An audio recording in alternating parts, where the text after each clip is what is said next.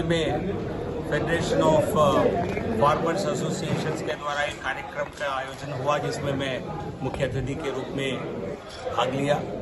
पिछले 10 साल में मोदी जी के कार्यकाल में, प्रधानमंत्री जी के रूप में कार्यकाल में भारत में कृषि क्षेत्र में जो विकास हुआ है वो अद्भुत है।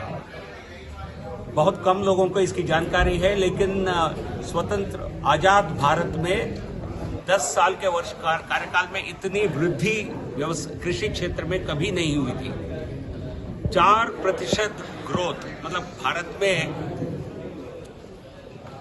भारत के ओवरऑल ग्रोथ रेट अभी 6% से ज्यादा है, लेकिन कृषि क्षेत्र जो जनरली जिसमें ग्रोथ रेट 0-1% के बीच रहती थी, वो आज 4% ग्रोथ रेट से देश की ग्रोथ को बहुत बड़ा मात्रा में कंट्रीब्यूट कर रही है। और इस देश में सबसे ज्यादा आबादी कृषि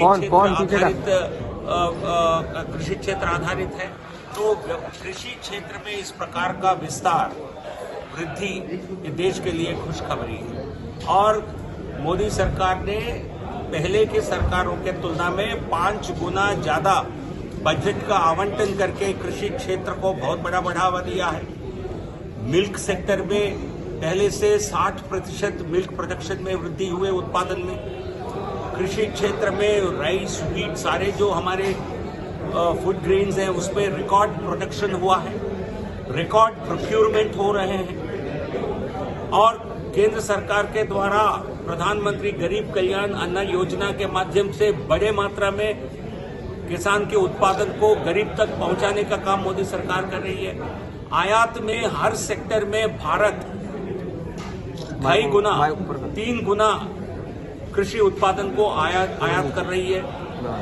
आप मिल्क को, आप हार्टिकल्चरल प्रोडक्ट्स को लीजिए, फूड प्रोडक्ट्स को, प्रोसेस्ड फूड को लीजिए, मैरीन प्रोडक्ट्स को लीजिए, इन सभी में भारत एक बहुत बड़ी वृद्धि कर रही है। सिमिलरली स्पाइसेस में, टोबैको में, ऑयल पाम का हम आत्मनिर्भर हो रहे हैं।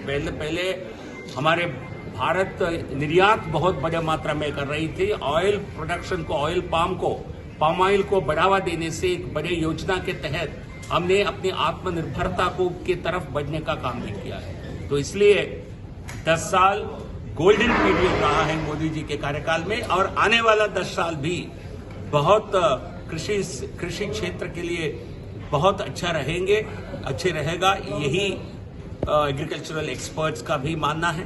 तो आने वाले दिनों में ये मोदी जी की गारंटी है, भारत के किसान की कल्याण मोदी जी के अगले 5 साल के कार्यकाल में भी उनकी सपना पूरा होने जा रहा है। धन्यवाद।